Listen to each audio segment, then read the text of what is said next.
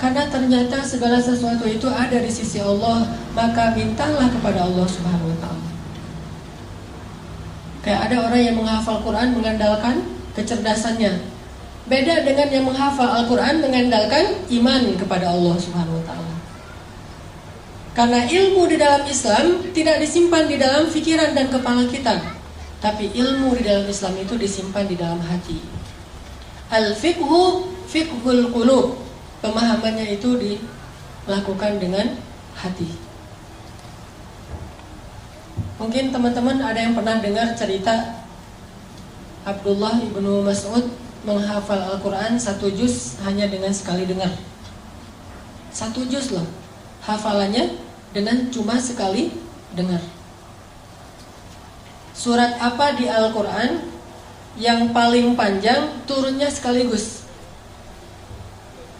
Panjang 1 juz dan turunnya sekaligus. Ada yang tahu? Surat Al-An'am. Surat Al-An'am itu panjangnya sekitar 11 lembar, 1 juz lebih 1 lembar. Dan itu turunnya sekaligus, beda dengan surat Al-Baqarah. Kalau Al-Baqarah panjang 2 juz setengah, tapi turunnya nyicil, berangsur-angsur. Kalau surat Al-An'am 1 juz turunnya sekaligus. Datang Jibril, terus Jibril membacakan surat Al-An'am kepada Rasulullah. Rasulullah dengar aja. Setelah Nabi selesai mendengar, kata Jibril, ya Muhammad, coba kamu ulangi. Diulang oleh Rasulullah dari ayat pertama sampai selesai 1 juz, tidak ada yang salah. Ini kemampuan hafalan Nabi SAW. Udah gitu Nabi ngumpulin para sahabat. Ayo kumpul, halumu ilayya. Ayo kumpul ke sini. Telah turun ayat kepada saya yang lebih saya cintai daripada dunia dan seisinya, yaitu surat Al-An'am yang dibuka dengan kalimat pujian Alhamdulillah.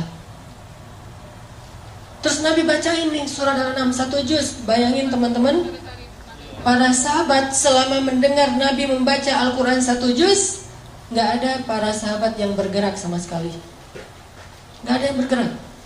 Sampai para ulama bilang seandainya merpati bikin sarang di atas kepala mereka, jadi itu sarang. Saking khusyuknya. Para sahabat itu mendengar Nabi baca surat Al-An'am 1 juz dan khusyuk. Nggak ada yang bergerak sama sekali. Diam aja dengerin. Lalu ketika Nabi selesai membaca Al-An'am 1 juz, seorang sahabat yang bernama Abdullah ibnu Mas'ud berdiri mengatakan, ya Rasulullah, saya sudah hafal surat itu. Coba, 1 kali dengar langsung hafal. Cuman tawaduknya Rasul, hebatnya Rasulullah itu, Rasulullah nggak bilang, emang kamu doang, saya juga bisa kayak gitu. Rasulullah ngomong kayak gitu. Padahal Rasulullah juga dari Jibril hafalnya sekaligus. Rasulullah malah bilang, oh gitu, coba Abdullah kamu baca. Lalu Abdullah pun mengulang surat Al-An'am dari ayat pertama sampai selesai 1 juz. Tidak ada 1 huruf pun yang keliru. Apa yang membuat Abdullah mudah dalam menghafal Quran? Ternyata bukan karena Abdullah lebih pintar dari yang lain. Standar, semua orang juga punya kelebihan. Allah kasih akal dan memori. Tapi Abdullah ini orang yang selalu mengandalkan Allah, yakin kepada Allah, makanya Allah mudahkan dia dalam mencari ilmu. Saya teringat kata Abdullah bin Mas'ud ketika dia awal-awal belajar Quran. Kata dia, ta'allamnal iman qablal Quran. Kami itu belajar iman dulu sebelum belajar membaca Al-Quran. Sehingga kalau kami membaca Al-Quran, iman kami bertambah. Nanti akan muncul suatu kaum yang belajar Quran sebelum belajar iman. Walaupun mereka membaca sampai 30 juz Al-Quran, imannya tidak bertambah. Belajar iman sebelum belajar Quran.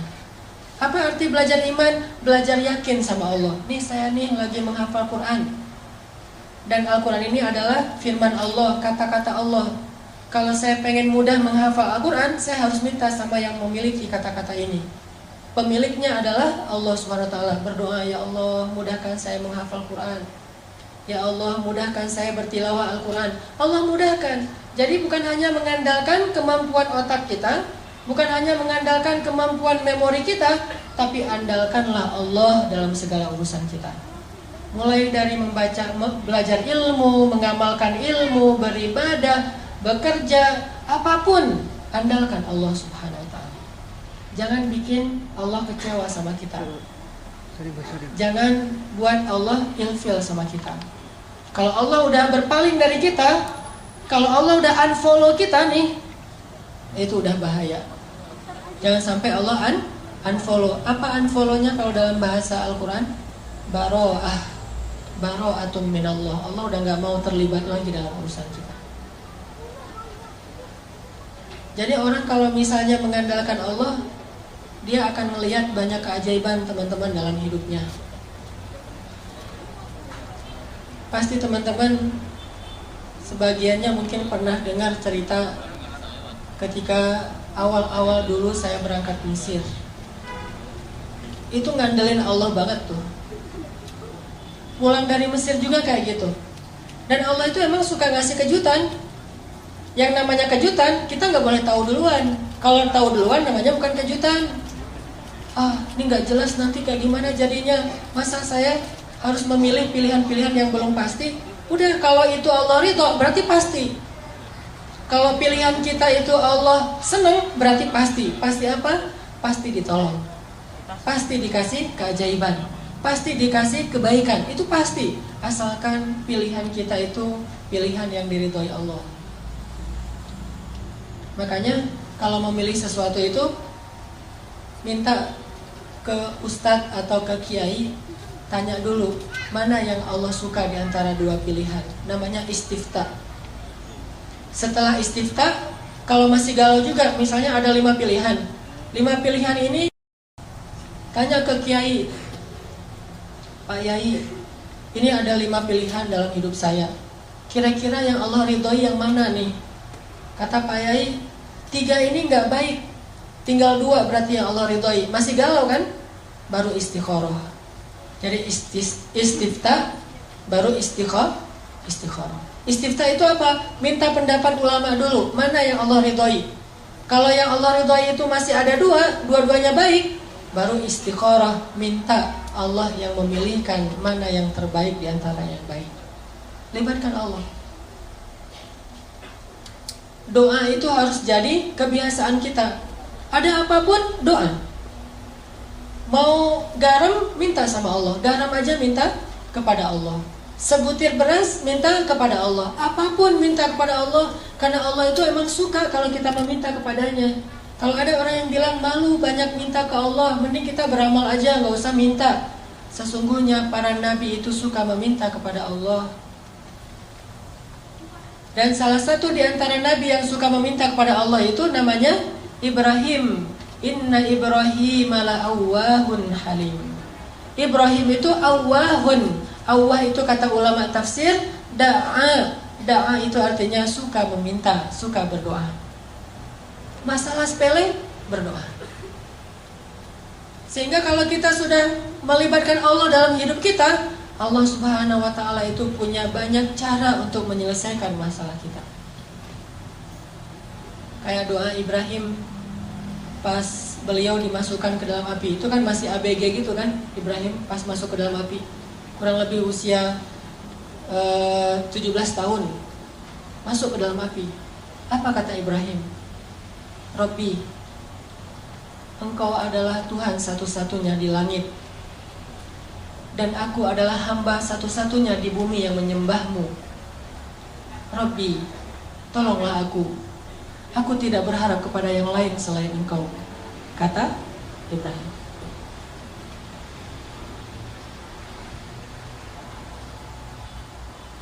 Gimana kata Ibrahim?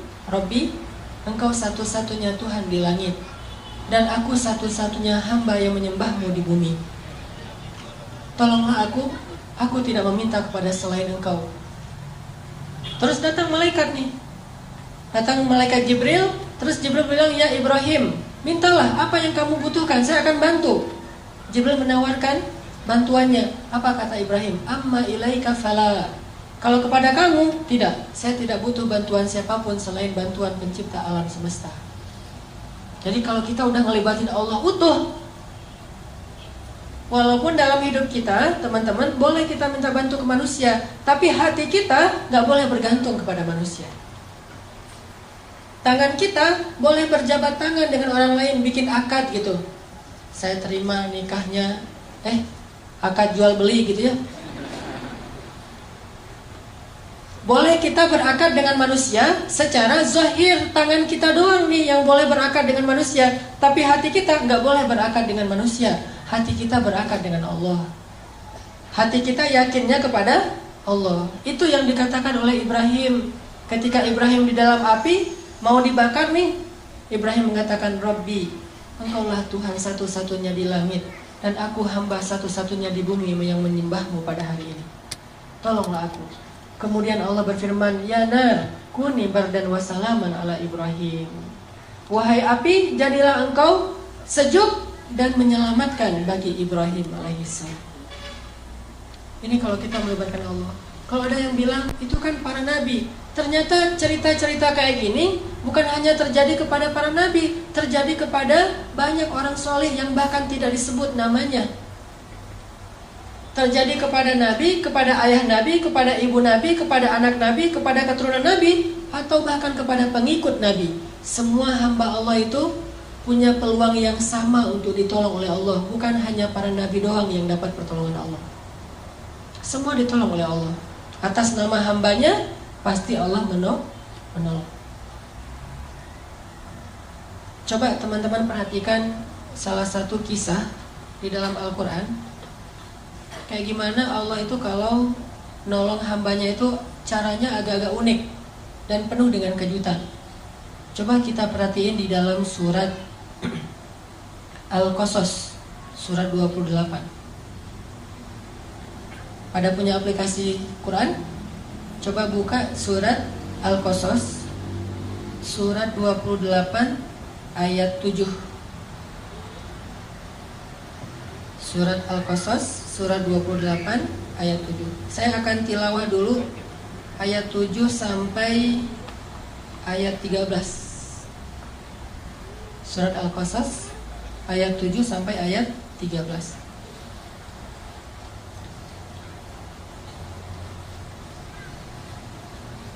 A'udzu billahi minasy syaithanir rajim. Bismillahirrahmanirrahim. Wa auhayna ila ummi Musa an ardi'i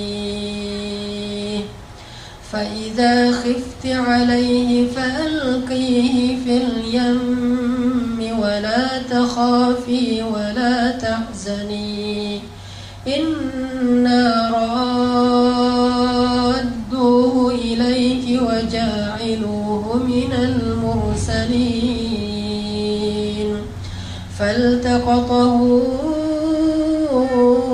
alu fir'auna liyakuna lahum aduwwan wa hazana inna fir'auna wa hamana wa junudahuma kanu خاطئين وقالت امرأة فرعون قرة عين لي ولك لا تقتلوه عسى أن ينفعنا أو نتخذه ولدا وهم لا يشعرون وأصبح فؤاد أم موسى فارغا إن كادت لتبدي به لولا أن ربطنا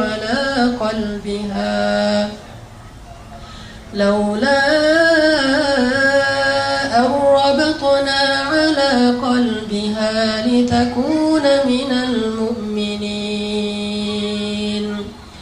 وقالت لأخته قصيه فبصرت به عن جنب وهم لا يشعرون وحرمنا عليه المراضع من قبل فقالت هل أدلكم على أهل بيت يكفلونه لكم وهم له ناصحون فرددناه إلى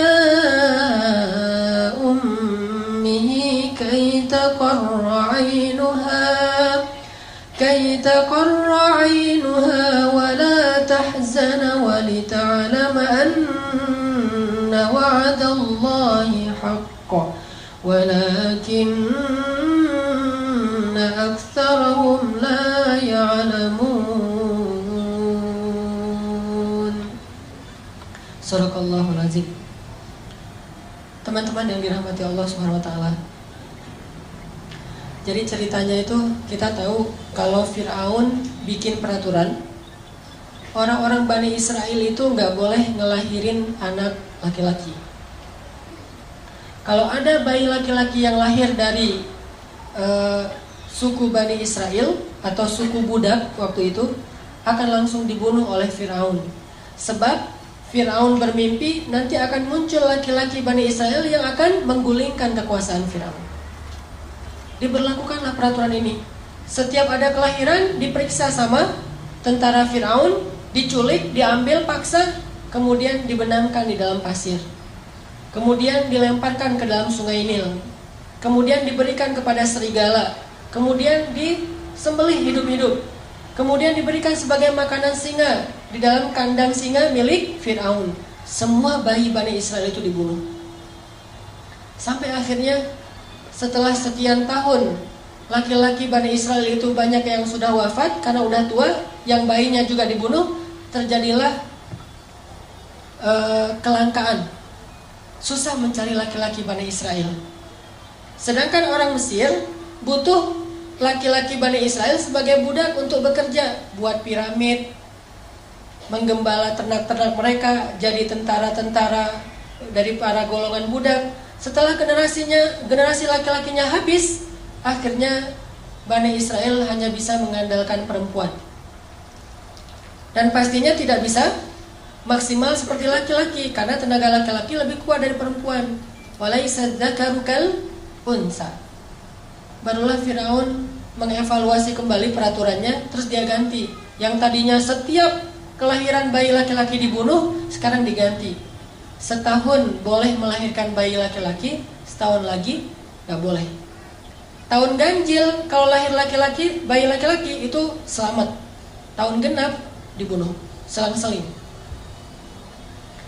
Dan qadarullahnya Harun lahir di tahun ganjil, sehingga dia selamat, kakaknya Musa.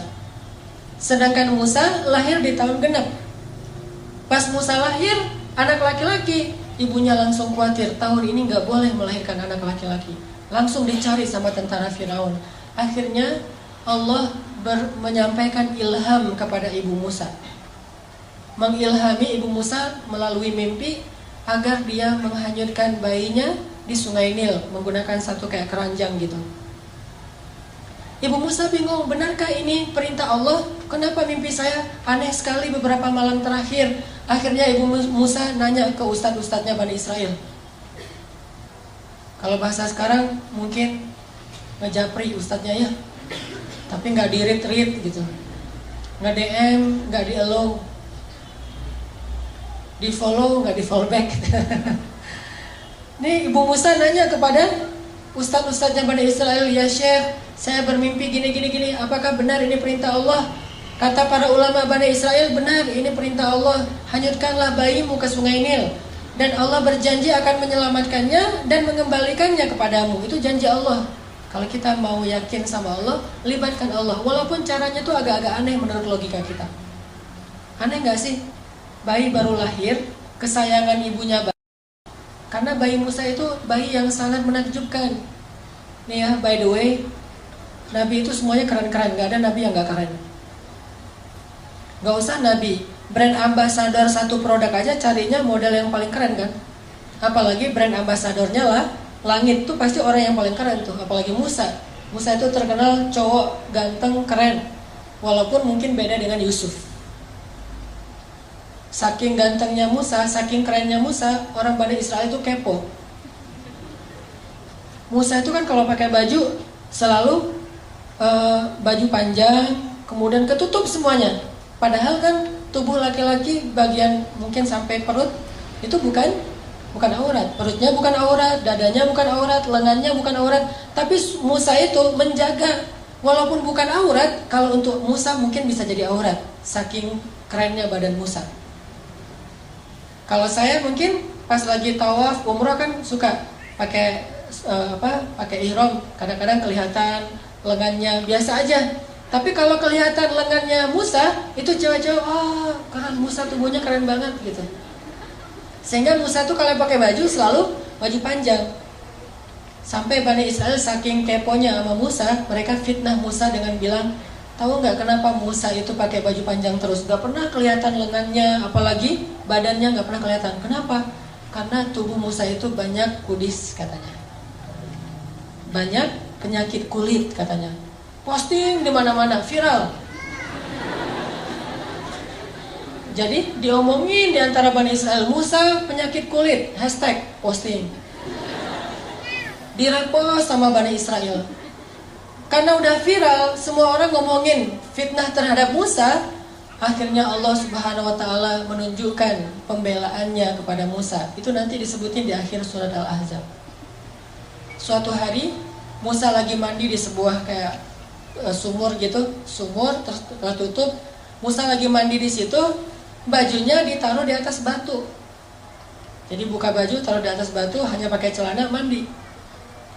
Ternyata diam-diam batu itu pindah. Allah yang suruh, batu pindah loh. Oh ya, pindah dia. Batunya pindah. Pas Nabi Musa beres mandi, cari-cari bajunya, mana nih? Ternyata batunya udah pindah. Dideketin sama Musa. Gak bisa dia diraih karena Nabi Musa gak pakai baju, hanya pakai celana. Akhirnya Nabi Musa pakai galah gitu, ngambil bajunya di atas batu. Ternyata pas mau diambil pakai galah, batunya lari. Ini luar biasa. Dan ini kisah nyata disebutkan di Al-Ahzab. Dan tafsirnya juga demikian. Batunya lari tuh. Pas batunya lari, Musa kan bingung. Akhirnya ngejar batu. Thawbi hajar, bajuku dibawa lari batu, Ngejar aja. Terus kejar-kejaran, batu Musa. Kemana larinya si batu? Larinya ke pasarnya Bani Israel. Jadi anak-anak Bani Israel lagi main skate gitu, batunya lewat. Kirain tadi itu obstacle buat nge-trick sama anak-anak skate. Lagi pada main BMX-nya, lagi bani ban gitu, lagi pengen nge-trick, lewat batu. Ada anak-anak Bani Israel lagi nongkrong gitu, lagi ngopi-ngopi, batu lewat, Musa lewat.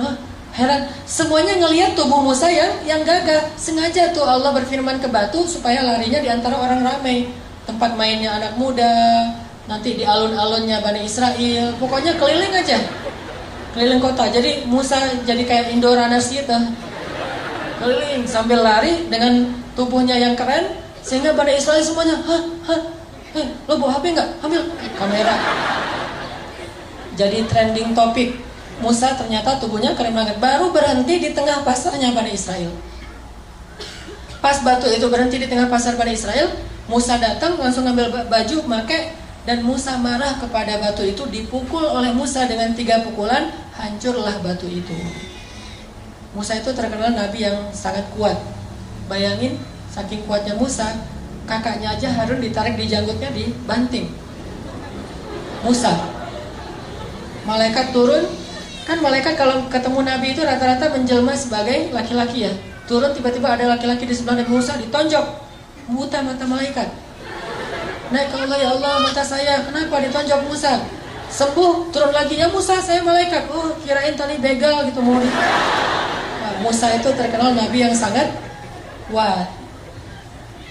Dan ketika Musa masih bayi, namanya bayi Nabi tuh, jangankan bayi Nabi, bayi orang biasa aja kan lucu gitu. Semua orang sayang kepada dia. Allah kasih rasa kasih sayang kepada seorang bayi, apalagi bayi Nabi. Dan nabinya Musa pula yang memang luar biasa fisiknya. Sehingga ibunya gak tega mau menghanyutkan bayinya. Tapi ini perintah Allah. Dan yakinlah sama Allah, Allah pasti akan kembaliin bayimu, nggak akan celaka. Ini ujian buat keluarga Musa. Ibu Musa itu ibu yang sangat beruntung, punya 2 anak laki-laki, dua-duanya Nabi, Harun dan Musa. Kalau yang lain, tidak ada ibu yang punya 2 anak laki-laki, dua-duanya Nabi. Yang ada ayah kayak Ibrahim, Ishak dan Ismail. Akhirnya setelah meyakinkan istisyarah, minta pendapat ulama, minta pendapat keluarga, minta pendapat suami, mantap nih hati ibu Musa. Ya udah deh, kalau emang ini cara satu-satunya untuk nyelamatin bayi saya dan ini perintah Allah, saya lakukan karena Allah. Dihanyutkan ke Sungai Nil. Pakai keranjang gitu ditutup. Terus pas udah hanyut, ibu Musa nggak tega. Aduh, bayi saya ntar dibawa kemana ini sama arus air, bisa ke Sudan kan? Nil tuh membelah 2 negara, Mesir dan Sudan. Jadi lintas negara nih, bisa jadi Musa nanti ketemunya di Sudan. Kayak di kampung saya dulu pas terjadi tsunami di Aceh, kan ada orang yang hanyut sampai ditemukannya di pulau seberang, terus ketemu lagi sama keluarganya setelah 10 tahun. Baru ketemu 2014. Jadi 2004 terjadi tsunami, 2014 baru ketemu keluarganya karena dia udah sekolah, kalau nggak salah udah kuliah gitu. Udah kuliah ke daerah Aceh Selatan, ketemu sama keluarganya 10 tahun loh. Tak kuliah, tak SMA gitu pokoknya. Musa bisa aja hanyutnya sampai ke Sudan. Akhirnya ibunya bilang ke mbaknya Musa, Mbak, kusih itu artinya cari tahu gimana kabar adikmu. Akhirnya mbaknya Musa menyusuri Sungai Nil. Dan perhatikan teman-teman, Allah punya rencana dan rencana Allah itu sebaik-baik rencana. Musa itu kan dihanyutkan ke Sungai Nil menghindari Firaun kan? Tapi malah ini tabut atau keranjangnya Musa hanyutnya masuk ke sebuah selokan yang mengarahkan dia ke istananya Firaun. Jadi masuk ke sebuah selokan air yang air itu nanti ujung-ujungnya ada di istana Firaun. Dihindarkan dari Firaun, malah didatangkan kepada Firaun oleh Allah. Allah punya rencana. Masuk ke selokan itu, hanyut sampai ke pemandian keluarga Firaun. Ditemukan sama dayang-dayangnya Firaun. Pas dibuka, bayi kecil yang luar biasa dikasih kepada istri Firaun. Lalu ketika diberikan kepada istri Firaun langsung jatuh hati kepada bayi Musa. Dan qadarullah, waktu itu istri Firaun belum punya anak, sehingga dia pengen banget punya anak laki-laki. Dipanggil sama istri Firaun ke suaminya, Fir, aku dapat bayi loh, gitu. Kan manggilnya Fir, sini loh, aku lagi dapat bayi nih. Bayi yang mana? Pas dilihat sama Firaun itu walaupun dia zalim, jahat, dia itu pintar. Namanya juga keturunan raja, kan Firaun itu julukan raja-raja Mesir. Kalau raja Yaman julukannya Dzu, kayak Dzun Nuwas, Dzulqarnain. Jadi Dzu itu Yaman. Kalau kayak di Mesir itu Firaun. Nah, Firaun ini karena keturunan raja, bukan orang bodoh, dia tahu ini bayi Bani Israel yang dibuang karena takut dibunuh. Akhirnya Firaun mengatakan, ini pasti bayi Bani Israel akan saya bunuh. Kata istrinya, Fir, kan kita gak punya anak udah berapa tahun. Saya pengen banget punya anak. Kalau kamu mau bunuh dia, jangan sekarang deh. Kasih saya waktu untuk bisa bersenang-senang dulu dengan dia. Qurratu ainin li walak. Mudah-mudahan anak ini bisa menjadi kesenangan buat saya dan buat kamu. Kata Firaun, laki la liya, untuk kamu ya, untuk saya enggak. Ya udah, kamu simpan aja sesuka kamu. Kalau udah bosan kasih ya, biar gua bunuh. Gitu. Kata Firaun. Disimpan dipelihara oleh istrinya Firaun. Pas dipelihara, ternyata hari pertama itu haus, nangis. Bayi Musa nangis dan istri Firaun. Ada yang bilang ini Asia, ada yang bilang bukan. Sebutlah misalnya Asia. Asia nggak punya ASI, akhirnya Asia pun membuat sebuah audisi menyusui di Mesir. Bikin spanduk, segala macam iklan di TV, audisi ibu menyusui. Siapa yang bisa menyusui anak istana, anak raja, maka dia akan diberikan kekayaan yang sangat banyak dan akan diangkat sebagai salah satu keluarga angkat raja. Wah, ibu-ibu pada ngantri pengen ikut audisi. Ngantri lama. Ada ratusan orang yang pengen ikut audisi. Satu demi satu datang untuk menyusui Musa. Musa tidak mau. Semuanya pada menyusui, enggak. Kalau sekarang mungkin gimana? Kalau aku sih yes, nggak tahu mas, anak gitu ya. Nah, ini artinya Musa nolak semuanya. Sampai akhirnya udah semuanya beres, yang mau menyusui nggak ada yang bisa. Di paling belakang itu kakaknya Musa, mbaknya Musa ikut audisi juga, ngantri. Sama pengawal ditanya, mau ngapain kamu sini? Saya mau ngantri. Ini untuk menyusui, ya saya akan menawarkan kepada keluarga istana, ada satu orang ibu yang bisa menyusui bayi ini. Ya udah, akhirnya dibawalah ibu Musa, dan ketika didekap oleh ibu Musa, maka Musa langsung menyusui kepada ibu kandungnya. Dan sejak saat itu Asyah mengangkat keluarga Musa sebagai keluarga angkat istana. Tinggal di istana, digaji oleh istana.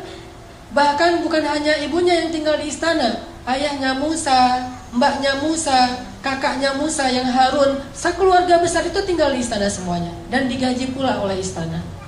Itulah sebaik-baik rencana Allah. Coba teman-teman bayangin, kalau ibu Musa terus ngumpetin bayinya, disembunyikan bayinya dari Firaun, mungkin selama-lamanya hidup mereka dalam pengejaran, dalam keadaan tidak nyaman, susah mencari nafkah, tinggal di hutan belantara. Tapi berhubung pakai cara Allah, akhirnya Allah punya rencana yang paling baik, sampai akhirnya keluarga ini bisa tinggal di dalam istana musuh yang justru mereka hindari selama ini.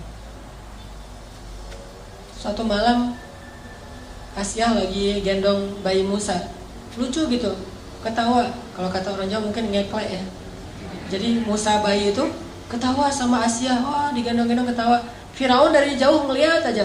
Terus Asyah bilang kepada Firaun, Fir, sini dong, ini bayinya lucu banget loh, coba kamu gendong sekali aja. Kata Firaun, enggak, dia mah bukan bayi saya. Coba aja, siapa tahu kalau kamu udah gendong, kamu jadi senang sama dia. Karena dipaksa-paksa sama Asyah, udah diambil sama Firaun. Pas digendong, Musa yang tadi ketawa-ketawa tiba-tiba langsung cemberut melihat Firaun. Pas lihat Firaun, Musa langsung berubah wajahnya, yang tadi senang sekarang marah. Firaun heran, tanya Asyah, ini kenapa nih bayi ini pas ngeliat saya jadi marah kayak gini? Emang ada masalah apa dia sama saya?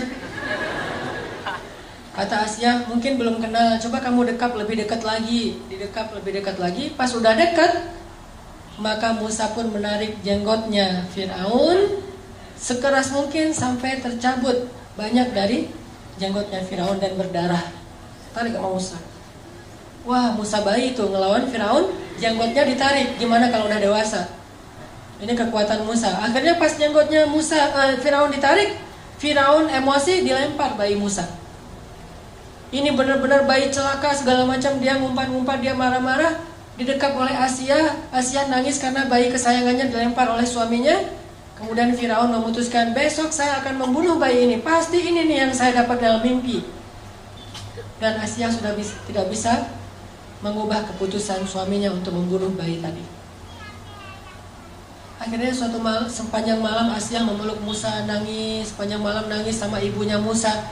Tiba-tiba Allah kasih ide, ilham ke dalam pikirannya Asyah, gimana cara menyelamatkan Musa. Pas paginya Asyah bilang kepada Firaun, suamiku, saya tidak akan menghalangi kamu untuk menghukum bayi ini. Tapi sebelum engkau menghukum dia, beri saya satu kesempatan supaya semakin yakin, apakah bayi ini sadar ketika mencabut janggutmu atau tidak sadar. Kalau dia sadar, silakan kamu hukum. Kalau dia tidak sadar, maafkanlah dia. Karena dia hanya bayi, anak kecil yang tidak ngerti apa-apa. Kata Firaun, gimana cara membedakan dia sadar dan tidak? Kata Asyah, taruhlah bayi ini di tengah, di sebelahnya ditaruh bara api, di sebelahnya lagi ditaruh roti. Kalau bayi ini sudah bisa berpikir, dia akan memilih roti. Tapi kalau bayi ini namanya juga anak kecil nggak ngerti, dia mungkin akan memilih bara api. Kalau dia memilih roti, maka hukumlah dia. Tapi kalau dia memilih bara api, maafkanlah dia. Ditaruh Musa di tengah. Oh, logis juga nih kata Firaun. Ya udah dicoba aja deh. Pasti dia akan milih roti. Masa api panasnya juga udah menjauh kan? Dia pasti akan ngambil roti atau kayak permen gitu. Ditaruh Musa di tengah, di sini bara api, di sini makanan. Ternyata Musa bangun dari duduknya, mengambil bara api, dimakan oleh Musa, dan kemudian Musa kesakitan dan menangis. Sejak saat itulah lidah Musa menjadi luka dan menjadi agak cacat. Baru sembuh nanti ketika ketemu lagi Firaun itu berdakwah. Di situ ada doa Rabbi shrah li sadri wa yassir li amri wahlul 'uqdatan min lisani yafqahu qawli. Mudahkanlah lisan saya berucap ya Allah supaya dia faham. Gara-gara apa lisan Nabi Musa itu bermasalah? Gara-gara makan bara api. Pas makan bara api langsung dia muntahin lagi, dia nangis-nangis karena kesakitan, dipeluk oleh Asia, diberi obat. Dan ketika itu Asia mengatakan, tuh lihat bayi ini gak ngerti apa-apa. Masa kalau dia ngerti dia mau makan bara api, maafkanlah dia wahai suamiku. Akhirnya Firaun mengatakan, ya udah berarti dia memang bayi yang gak ngerti apa-apa, dimaafin. Selamat Musa. Lihat cara Allah menjaga hambanya. Allah itu punya banyak rencana, Allah itu maha kuasa. Jadi kalau kita ngandelin Allah, selalu ada jalan keluar. Sesulit apapun kondisi kita, kalau kita ngandelin Allah, selalu ada jalan keluar. Hanya kadang-kadang kita nggak sabar menunggu datangnya jalan keluar itu. Padahal jalan keluar Allah itu Allah datangkan melalui jalan kesabaran. Jadi kalau kita pengen dapat pertolongan Allah, jalannya itu adalah sabar. Tunggu sampai datangnya pertolongan Allah. Karena menunggu datangnya pertolongan Allah itu ibadah. Kayak orang sakit, menunggu sembuh itu ibadah.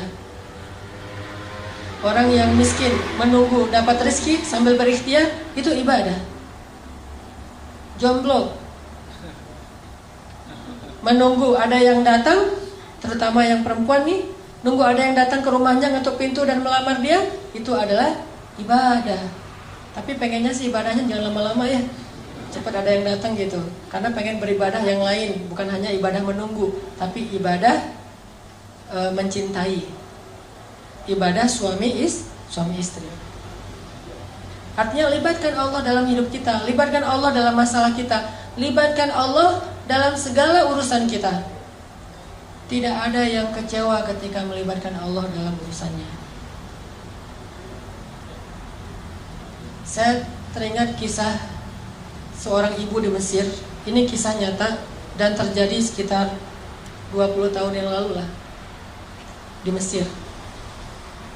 Jadi ada seorang ibu janda dengan satu anak bayi dan tidak ditinggali apa-apa oleh suaminya. Suaminya meninggal dalam keadaan miskin. Dan ibu ini juga keluarga besarnya orang miskin semuanya. Tidak ada yang mampu. Akhirnya setelah dia menjadi janda, dia kerjanya ganti-ganti. Kadang jadi pembantu di rumah orang, kadang di pasar, segala macam. Pokoknya gak punya pekerjaan tetap untuk bisa menafkahi bayinya. Baru sekitar sebulan ditinggalkan suaminya, bayinya sakit keras, panas tinggi, panas luar biasa. Terus panas tinggi, mau dibawa ke rumah sakit, gak punya biaya, beli obat aja gak ada duit, makan aja belum hari itu. Hanya dikasih minum air putih, dikompres, kasih minum air putih, dikompres, sambil menangis. Bayinya terus menangis panjang hari, sampai malam hari bayinya berhenti menangis karena sudah lelah. Capek seharian nangis, akhirnya ketiduran. Bayinya tidur. Ketika bayinya tidur, jam 12 malam, ibu ini dalam keadaan bingung. Beliau kemudian berwudu, kemudian sholat 2 rakaat.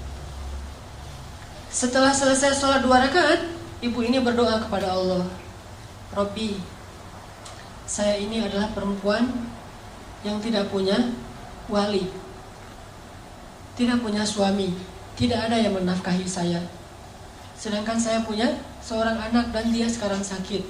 Suami saya baru meninggal. Dia curhat sama Allah. Jadi kalau kita doa sama Allah tuh curhat dulu, jangan to the point. Ya Allah minta ini, minta itu. Curhat dulu kayak Nabi Zakaria. Kayak gimana doa Nabi Zakaria? Rabbi inni wahanal 'azmu minni washta'ala ar-ra'su shayba wa lam akum bidu'aika rabbi syaqiyya. Rabbi, tulang saya sudah lemah, rambut saya sudah putih. Curhat dulu masalah kita apa. Dia curhat kepada Allah tentang masalahnya. Dia gak punya uang untuk beli obat, gak punya nafkah, bahkan hari ini makan juga belum. Terus dia bilang di akhir doanya, Rabbi, aku pasrahkan hidupku ini kepadamu. Aku serahkan urusan masalahku ini kepadamu. Berilah jalan keluar kepadaku dan anakku, wahai Allah. Dia berdoa kepada Allah, minta diberikan jalan keluar. Akhirnya Pas habis berdoa, tiba-tiba ada orang yang ketuk pintu rumahnya. Assalamualaikum. Dibukain pintu seorang laki-laki. Assalamualaikum. Mana anakmu yang sakit? Saya seorang dokter. Mana anakmu yang sakit? Akhirnya ibu ini heran. Dokter datang ke rumahnya sendiri padahal dia nggak manggil. Ditunjukin, dokter ini meriksa bayi itu, diperiksa sama dokternya. Setelah diperiksa, dibuatin resep obat. Terus dokternya bilang kepada ibu, nih resep obatnya, silakan dibeli obatnya di apotek segera. Ini kasihan anaknya udah terlalu panas dan harus segera diberikan obat. Terus saya mau pulang, silakan diselesaikan administrasi, minta bayar. Ibu ini bingung pas dokternya minta bayaran. Kata ibu ini, dokter, saya nggak punya uang. Terus dokternya bilang, terus kalau ibu nggak punya uang, ngapain ibu telepon saya? Tengah malam, jam 1 malam nelfon saya. Kata ibu ini, saya tidak telepon dokter. Terus dokternya keluarin kertas alamat. Ini benar nggak nih alamat rumah ini? Tadi yang nelfon soalnya nyebutin alamatnya ini nih. Kata ibu, benar ini alamat rumah saya. Terus mana laki-laki yang tadi nelfon? Kata ibu ini, saya nggak punya suami, nggak ada laki-laki di rumah. Ini telepon aja ibu, nggak ada di rumah. Handphone atau telepon rumah nggak ada. Baru dokter ini curiga. Terus siapa yang tadi menelpon dokter tengah malam jam 1? Sekitar 15 tahun yang lalu lah terjadi di Mesir. Dokter ini duduk, nanya kepada ibu, ibu sebetulnya apa yang terjadi? Apa yang terjadi tadi jam 1 malam? Ibu ini cerita kondisinya, masalah anaknya. Terus dia cerita jam 1 malam tadi dia baru telepon Allah. Dia sholat 2 rakaat, dia berdoa kepada Allah. Entah gimana ceritanya, entah malaikat, entah manusia, pokoknya Allahu alam, Allah yang mendatangkan dokter itu ke rumahnya. Mendengar cerita ini, dokternya merinding, terharu. Akhirnya datang lagi periksa lebih serius lagi bayinya. Terus keluar cari obat sendiri dokternya ke apotek, datang lagi kasih obat, kemudian ngasih lagi hadiah untuk keluarga ini untuk 1 bulan. Dan sejak saat itu dokter ini suka memberikan nafkah rutin kepada keluarga ini setiap bulan. Dan kadang-kadang dipanggil ke rumah untuk bantu-bantu di rumahnya. Artinya Allah punya banyak cara untuk membantu hambanya. Panggil aja Allah SWT. Ada apa-apa, telepon Allah. Dan telepon Allah itu paling enak tuh, gak pernah di-reject. Nelfon manusia, di-reject tuh. Nelfon, kan suka ada tulisan saya lagi meeting, lagi nyetir, kan ya? Atau lagi galau gitu kan, bisa juga custom, bisa tulis sendiri lagi galau. Itu kalau nelfon manusia. Kalau nelfon Allah, nggak pernah Allah nge-reject telepon hambanya. Ujibu da'watad da'i idza da'an. Saya pasti akan ngangkat telepon orang yang nelfon saya. Kalau kita analogikan dengan telepon, pasti Allah angkat. Sesibuk apapun Allah, kulla yaumin huwa fi sya'n. Setiap hari itu emang Allah sibuk, tapi Allah nggak pernah disibukkan. Sibuk ya, tapi disibukkan nggak. Allah punya banyak urusan ya, tetapi tidak pernah kewalahan. Telepon Allah. Dan telepon Allah itu nggak perlu hafal nomornya. Aduh, nomor telepon Allah berapa ya? Belum di save misalnya. Nggak perlu, tinggal bilang Allah, langsung ke connect ke langit. Nomor telepon Allah itu cuma bilang Allah aja. Robbi, ilahi, bebas, nomornya banyak. Dan semuanya aktif, nggak ada nomor itu sudah tidak aktif. Sudah apa misalnya? Nggak ada. Allah pasti mengangkat telepon kita. Dan menelpon Allah itu gak ngabis-ngabisin kuota, gak ngabis-ngabisin pulsa, sama sekali gratis. Gak makan pulsa, gak ngabisin kuota, gak perlu hafal nomor. Gak ada yang misalnya lagi telepon dengan yang lain, jadi kita nunggu dulu ngantri. Gak, telepon Allah itu paling mudah ketimbang nelpon manusia. Ada masalah tinggal bilang ya Allah. Allah langsung mengatakan abdi, alaka hajah, wahai hambaku apa kebutuhanmu.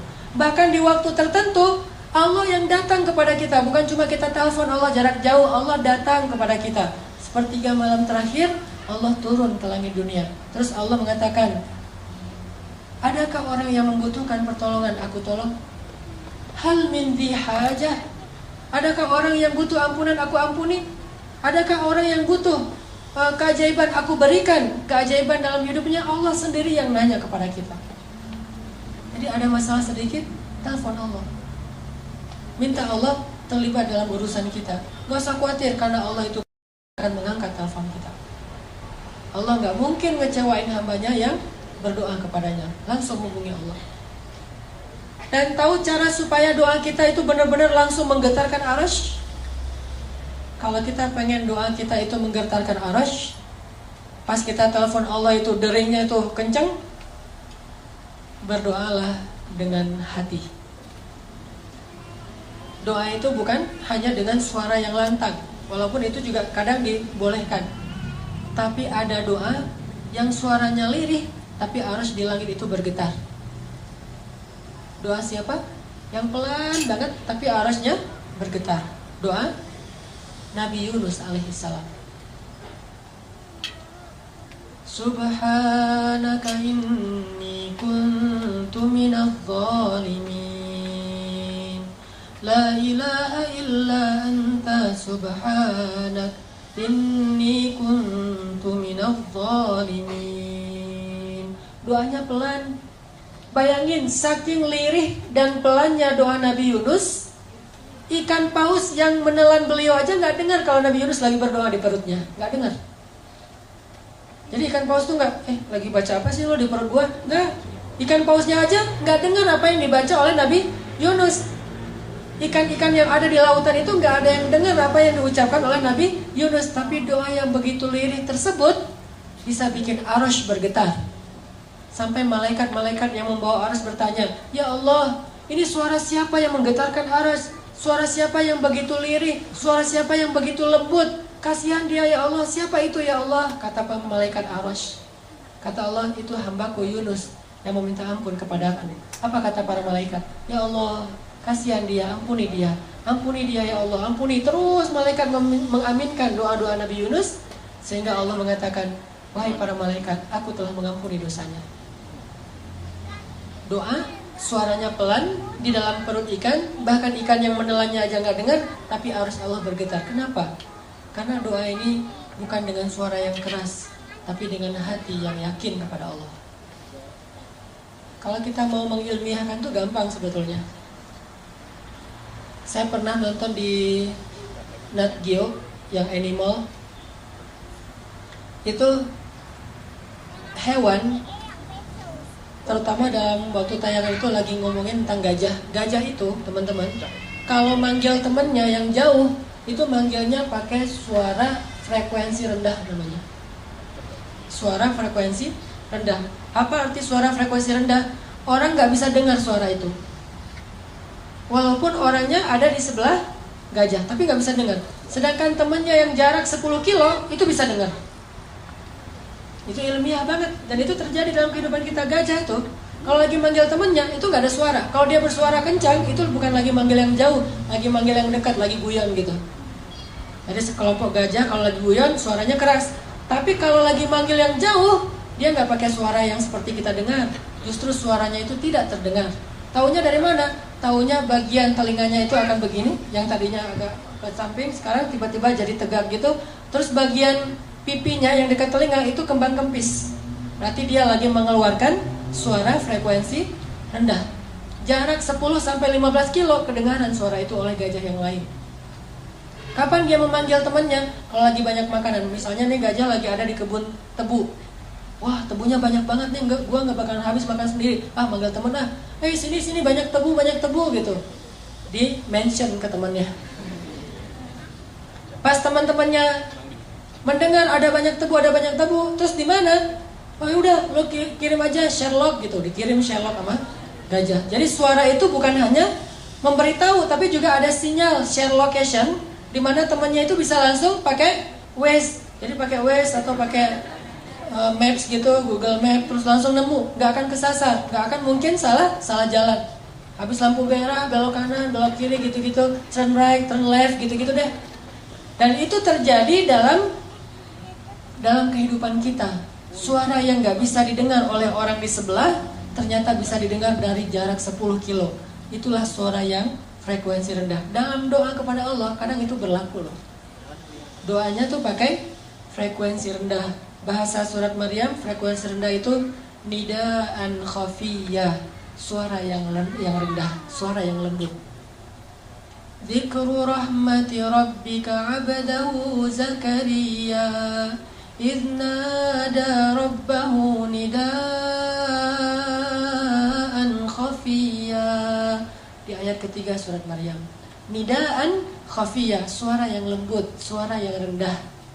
Tapi suara yang lembut ini menggetarkan aras yang jaraknya entah berapa miliar tahun cahaya. Jadi kalau kita mau telepon Allah, telepon pakai hati yang yakin. Ilahi, Robbi, suaranya gitu doang. Bahkan mungkin teman di sebelah juga gak ngerti apa yang kita omongin. Tapi Allah sami'ud du'a. Allah itu sangat bisa mendengar apa yang kita ucapkan. Minta sama Allah, sal tu'toh, minta pasti dikasih. Itu kalimat janji Allah tuh, sal tu'toh. Kamu minta pasti dikasih, gak usah khawatir. Ada lagi kisah di zaman Harun ar-Rasyid, seorang ulama, seorang ahli ibadah yang difitnah. Dia difitnah berzina, sehingga sebelum dia disidang dan diputuskan akan dicambuk, maka dia dipenjara dulu.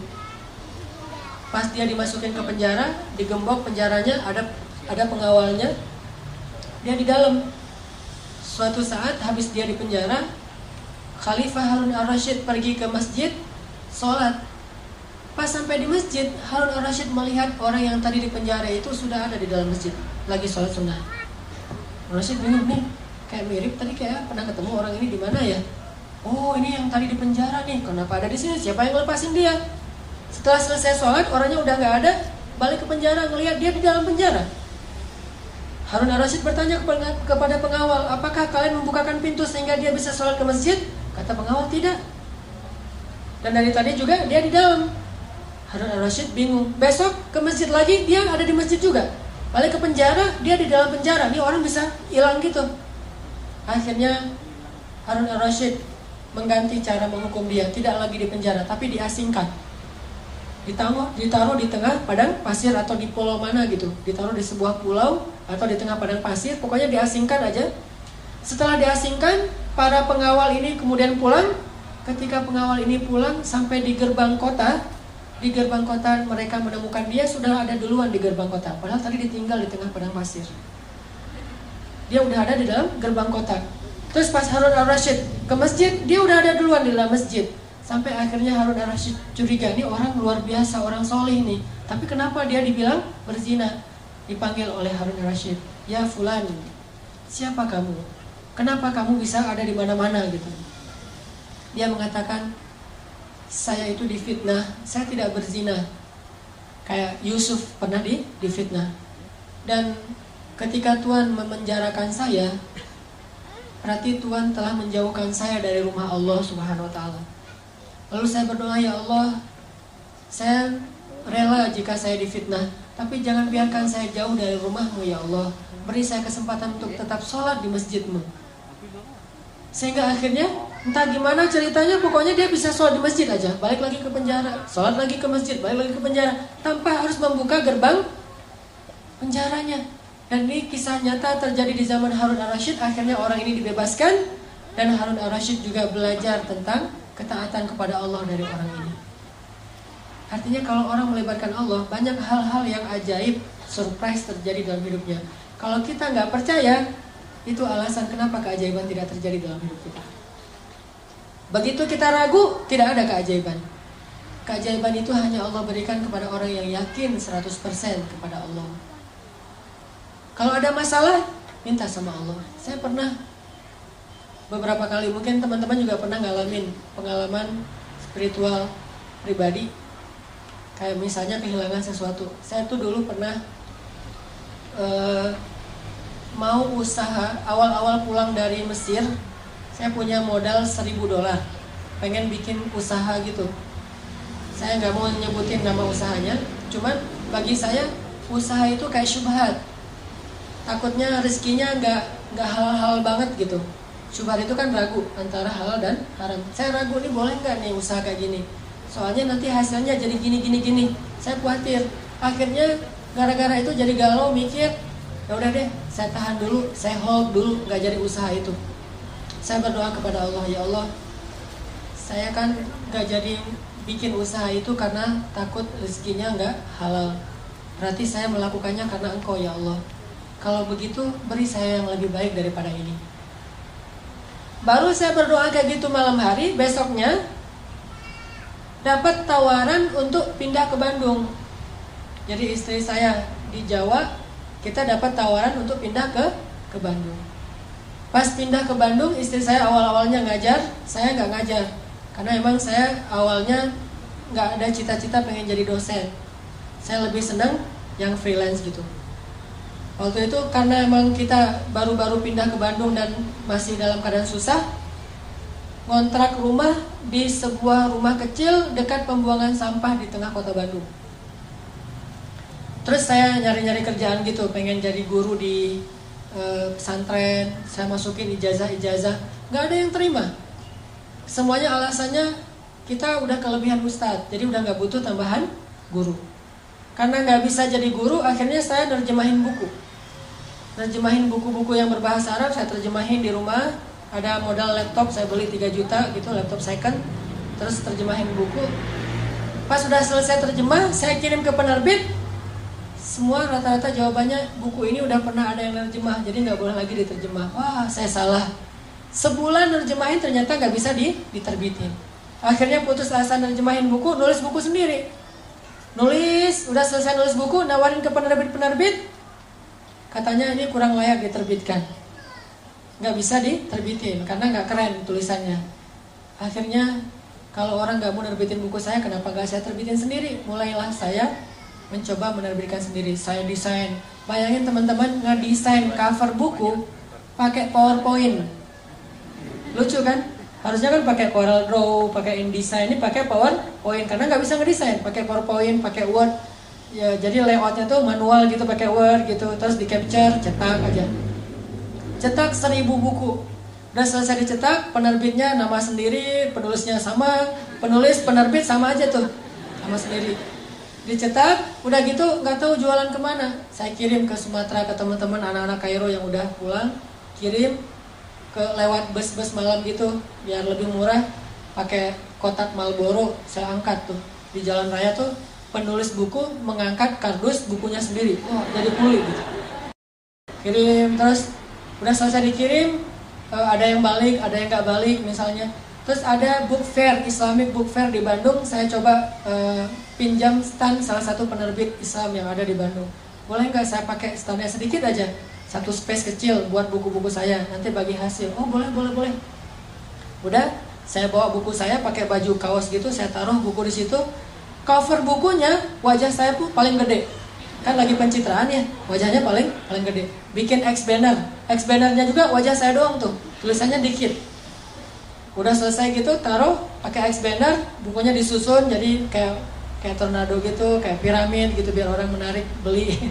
Terus naik motor kan, ganti baju dulu. Tadi kan baju kuli, sekarang baju penulis. Baju penulis, ganti baju pakai baju putih gitu. Terus pakai pulpennya juga masih pilot, taruh sini. Berdiri di sebelah stand saya, orang-orang nanya ini buku apa? Buku tentang tadabbur Al-Quran. Penulisnya siapa? Itu penulisnya. Oh, minta tangan. Mulai dari situ usaha buku. Dari usaha buku ganti lagi ke usaha jual beli pulsa.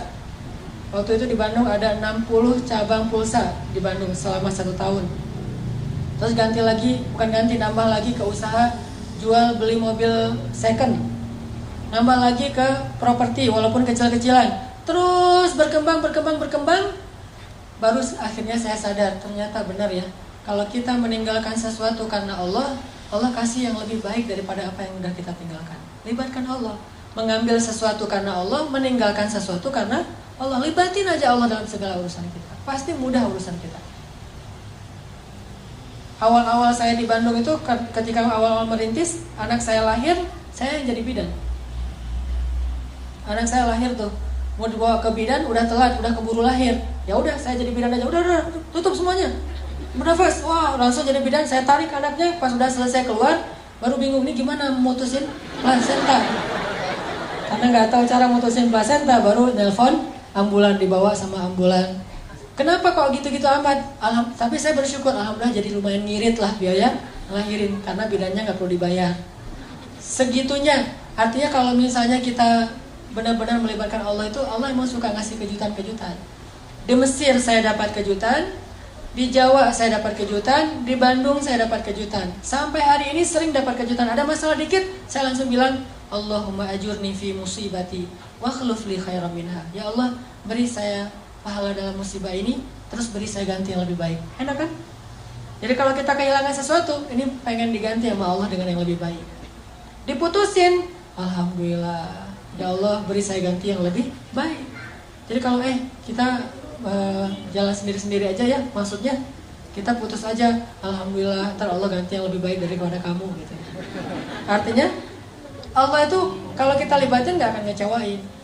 Saya pernah kayak dicurangin orang gitu dalam satu, namanya orang usaha kan macam-macam ya, dicuranginnya nggak gede sih, namanya juga usaha kecil, sekitar 1,5 juta. Pas dicurangin gitu, ya udah daripada rame-rame, saya udah aja diberesin, rugi 1,5 juta. Pas udah rugi saya doa, ya Allah beri saya pahala dalam musibah ini, terus beri saya ganti yang lebih baik daripadanya. Seminggu kemudian Allah kasih rezeki, sebuah usaha, sebuah proyek yang keuntungannya 15 juta, 10 kali lipat daripada yang saya rugi sebelumnya. Libatin Allah. Jadi kalau kita libatin Allah, ada masalah dikit, kita nggak langsung putus asa. Oh, gampang, kalau rugi di sini mah minta aja lagi ke Allah, ntar Allah ganti yang lebih baik. Gitu. Nggak sampai kita jadi stres mikirin sesuatu yang nggak nyaman dalam hidup kita. Udah serahin aja sama Allah. Saya pernah malam-malam, dulu saya pakai salah satu handphone tuh yang kayak saya beli kurang lebih harganya 1.200.000 lah, handphone sederhana. Malam-malam ada acara Qiyamul Lail di masjid. Dan saya waktu itu telat bangun. Acara Qiyamul Lailnya jam 2, saya jam 2 baru bangun. Kan kaget tuh, jam 2 baru bangun. Hah? Udah jam 2, orang-orang udah pada nunggu. Sementara jarak rumah ke masjid itu kalau malam 15 menit, lumayan. Belum lagi wudhu segala macam. Kaget, saking kagetnya buru-buru, handphone jatuh, pecah, udah gak bisa dipakai. Saat itu juga saya berdoa, ya Allah, beri saya pahala dalam musibah ini, beri saya ganti yang lebih baik daripadanya. Besok pagi loh, dan itu wallahi hanya berselang beberapa jam. Besok pagi diganti sama Allah dengan waktu itu Samsung Note 5 yang harganya waktu itu masih 10 juta. Diganti langsung di waktu yang sama, padahal belum selesai tuh mikirin yang tadi, aduh tadi jatuh, kalau nggak jatuh udah ada handphone, sekarang ini minjam handphone istri dulu. Jatuh langsung Allah ganti dengan yang lebih baik kayak gitu. Gimana caranya? Jangan selalu menerjemahkan rezeki yang tidak diduga-duga itu sedekah. Gak selalu sedekah. Bisa juga usaha, bisa proyek, bisa apa aja lah. Yang jelas Allah ganti yang lebih baik. Libatin Allah dalam hidup kita. Kayak Ummu Salamah, begitu suaminya meninggal, Ummu Salamah doa. Dan doa ini diajarkan oleh Nabi. Ya Allah, beri saya pahala dalam musibah ini dan beri saya ganti yang lebih baik. Terus Ummu Salamah heran sendiri gitu. Loh, yang lebih baik? Siapa yang lebih baik daripada Abu Salamah? Abu Salamah itu suami yang paling ideal. Setelah selesai masa haid, datanglah Rasulullah melamar Ummu Salamah. Ternyata ini yang lebih baik daripada Abu Salamah. Gak mungkin Allah ngecewain kita. Itu teman-teman yang dirahmati Allah. Yuk kita belajar sama-sama berhijrah kepada Allah. Bukan berhijrah ke suatu tempat, dari luar masjid ke masjid, bukan. Tapi berhijrah kepada Allah. Dan Allah ma'akum aynama kuntum, dimana bersama kita dimanapun kita berada. Di masjid, di kantor, di jalan, di rumah, dimanapun Allah bersama kita. Jadi kalau kita hijrahnya ke Allah, artinya kita ada masalah dikit, telepon Allah, insya Allah Allah akan selalu menyertai kita. Dan Allah akan selalu menjaga kita. Ihfazillah yahfazka. Jaga hubungan kamu sama Allah, Allah yang akan menjaga hidup kamu seutuhnya. Mudah-mudahan ini jadi booster buat kita, jadi penyemangat buat kita dalam mendekat kepada Allah, terutama dalam berdoa. Mulai sekarang coba koleksi lebih banyak doa. Mulai sekarang coba koleksi lebih banyak doa. Doa sehari-hari, mulai doa makan, doa tidur, doa segala macam, termasuk doa-doa yang bisa kita baca di dalam sujud. Karena ketika sujud itu waktu yang paling baik untuk berdoa. Kalau kita sujud nggak tahu baca apa, itu rugi. Karena waktu sujud itu dekat banget sama Allah SWT. Jadi perbanyak aktsiru minad doa, perbanyak doa ketika kita sujud. Mudah-mudahan ini bermanfaat. Barakallahu wa lakum. Langsung dilanjutkan dengan muhasabah. Ya, kita muhasabah bersama-sama. berdoa kepada Allah Subhanahu wa taala, mudah-mudahan Allah Subhanahu wa taala memberikan kepada kita keberkahan dalam hidup kita, keberkahan dalam rezeki kita, dan keberkahan di dalam usia kita. Ilahi Anta Rabbi la ilaha illa Anta. Ilahi ij'alni laka dzakkarin laka syakkarin. Allahumma ilaika aslamna wa bika amanna wa alaika tawakkalna wa ilaika anabna wa bika khasamna. Na'udzu bi'izzatika an tudillana antal hayyul ladzi la yamut wal insu wal jinnu yamutun. Ya Allah ya Rabbi, kepadamulah kami berserah diri, kepadamulah kami beriman ya Allah, kepadamulah kami serahkan urusan hidup kami, kepadamulah kami kembali, kepadamulah kami bergantung, hanya kepadamulah kami berharap ya Allah. Kami yakin Engkau maha mendengar doa-doa hamba-Mu. Kami yakin Engkau tidak akan mengecewakan orang yang datang kepadamu. Kami yakin rahmat-Mu mendahului kemarahan-Mu. Kami yakin karunia-Mu maha luas. Kami yakin Engkau maha pemaaf ya Allah. Kami yakin Engkau maha pemurah ya Allah. Karena dengan kemurahan-Mu lah kami mendapatkan kebahagiaan dalam hidup ya Allah. Hidup kami adalah kemurahan-Mu ya Allah. Hidup kami adalah rahmat-Mu ya Allah. Hidup kami adalah anugerah dari-Mu ya Allah. Engkau maha segala-galanya. Semua kebaikan ada di tangan-Mu ya Allah. Semua kebaikan ada di dalam genggaman-Mu ya Allah.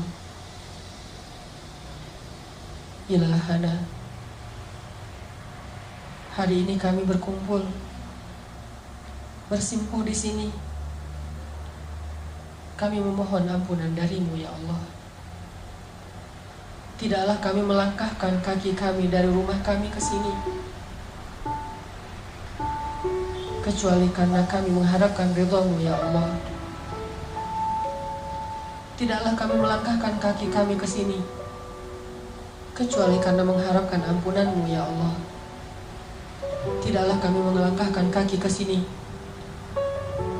kecuali mengharapkan rahmat-Mu ya Allah. Ampunkanlah dosa-dosa kami ya Allah. Rahmati kami ya Allah. Lindungi kami dari godaan syaitan dan hawa nafsu ya Allah. Janganlah Engkau biarkan kami kembali terjatuh di lubang yang sama ya Allah.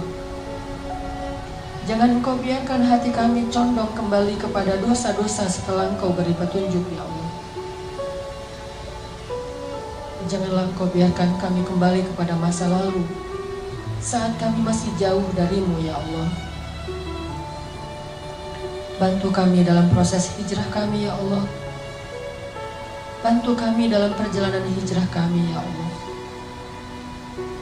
Bimbing kami ya Allah. Kuatkanlah hati dan azam kami ya Allah. Istiqomahkanlah amal kami ya Allah.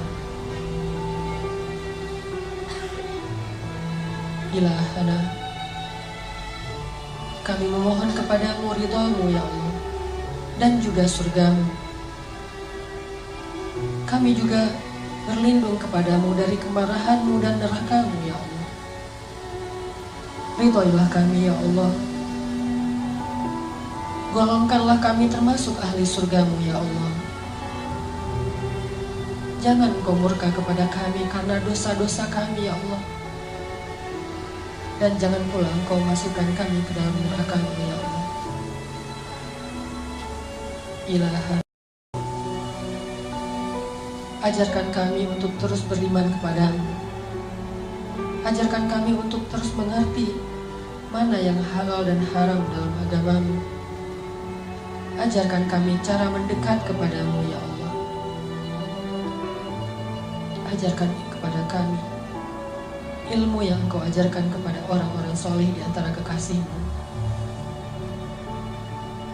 Ilahana, beri kami ilmu yang bermanfaat. Beri kami hati yang khusyuk. Beri kami mata yang mampu menangis karena takut kepadamu. Beri kami lisan yang mampu bertutur kata dengan zikrullah, zikir kepadamu. Beri kami telinga yang senang mendengar ayat-ayat-Mu. Beri kami hati yang selalu yakin kepadamu. Tambahkanlah iman kami ya Allah.